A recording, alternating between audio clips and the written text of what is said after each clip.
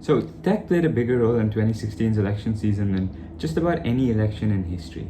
And it's probably going to play an even bigger role in this year's election season. There was obviously a lot of tampering, hacking, and misinformation, especially around social media platforms. But I know someone who's messed with a giant social media company to the extent that it's gonna blow your mind. And I asked him to talk to me about it for the video. Riley Walls. I'm an 18-year-old. Right now I'm studying business at Baruch College in New York City. And I like to make side projects, websites. I'm also a big runner, like long distance. So yeah.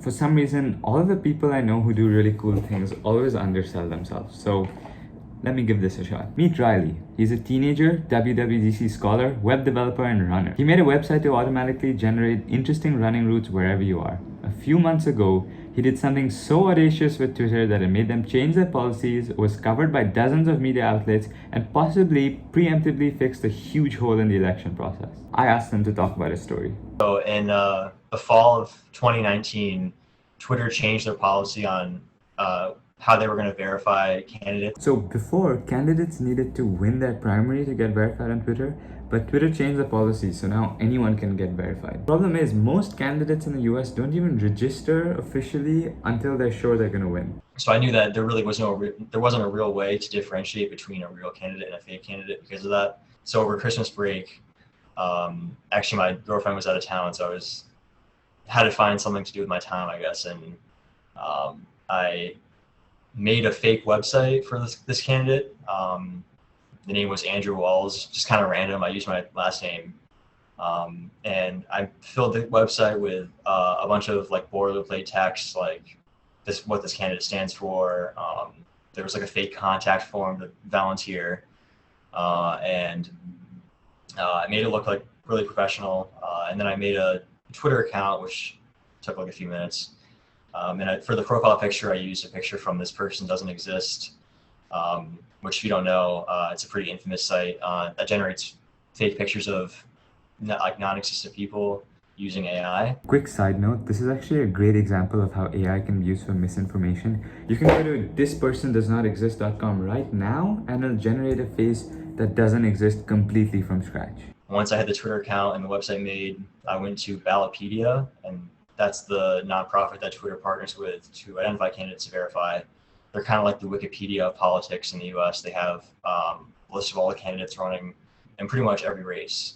But anybody can submit a new candidate to be on Ballotpedia. So using their form, I submitted Andrew Walls a link to his website, his Twitter account, and within a month it got approved and was on Ballotpedia's website. So by then I knew a matter of time before Twitter's gonna see this and verify it. And then by February, so about a month and a half later, Twitter emails the email account on Andrew Walls' account and says, hey, we're gonna verify your account, but you just have to add a header photo to your profile.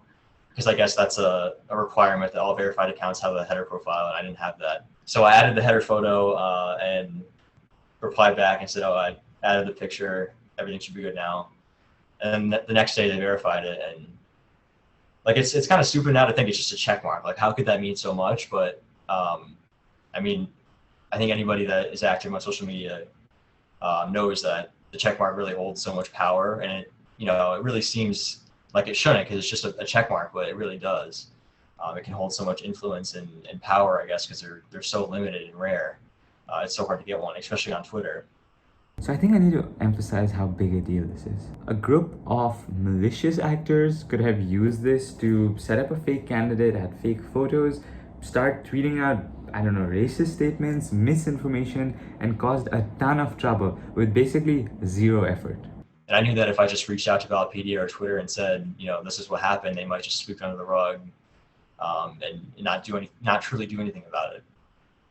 So I reached out to reporter Donnie O'Sullivan. He's a great guy at CNN. From there, the story blew up. From the CNN article, Riley was covered in Time, a Canadian news show referenced in a research paper, and called a random-ass teenager by Barstool Sports.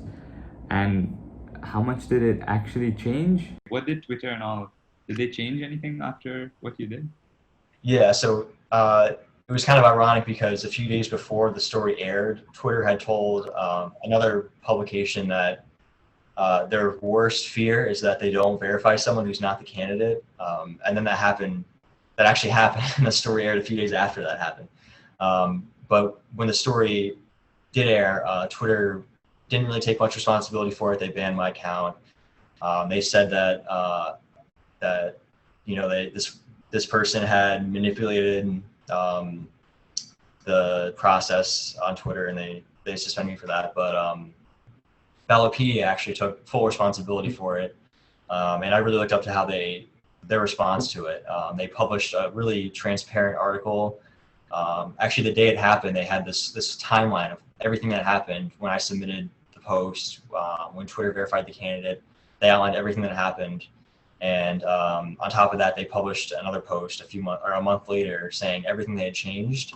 I think that there were like 300, a couple hundred candidates at least that were in their database that hadn't been registered through the FEC.